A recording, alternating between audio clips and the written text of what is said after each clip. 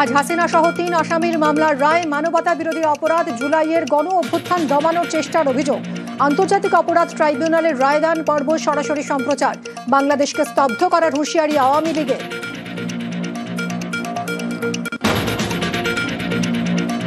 হাসিনা মামলার রায়ের আগে অগ্নিগর্ভ বাংলাদেশ। জায়গায় জায়গায় ভাঙচুর, বিস্ফোরণ, বাস, ট্রাক, অ্যাম্বুলেন্স, রেললাইনে আগুন, মশাল মিছিল। বাংলাদেশে আজ লকডাউনের ডাক। হিংসা রুখতে পুলিশকে শুট অ্যাট সাইট অর্ডার। আজ ওয়ার্ক ফ্রম হোমের পরামর্শ।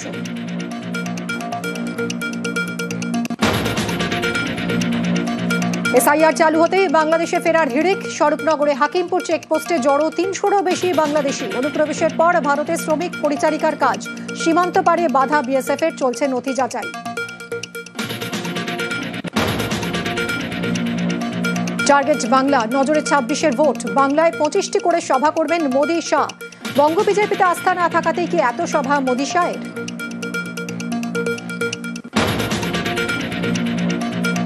ফালাকাটায় উদ্ধার প্রচুর আধার কার্ড। ফালাকাটার জটেশ্বরের সাহাপাড়ার ঘটনা। এসআইআর চলাকালীন আধার উদ্ধারে চাঞ্চল্য।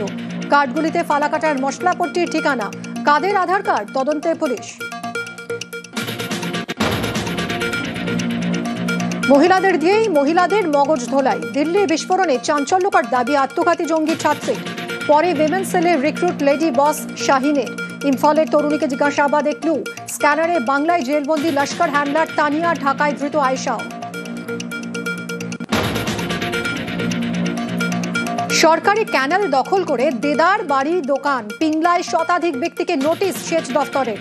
দ্রুত খাল সংস্কারের তোড়জোড়। তার আগে জমি সংক্রান্ত নথি জমার নির্দেশ। দিতে না পারলে আইনি ব্যবস্থা।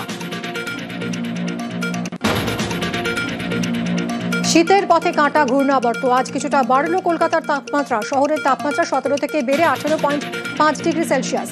ভোরে উপকূলের জেলায় কুয়াশা, পাহাড়েও কিছুটা চড়ল পারদ। শিলিগুড়ি, দার্জিলিং থেকে কাঞ্চনজঙ্ঘার দেখা।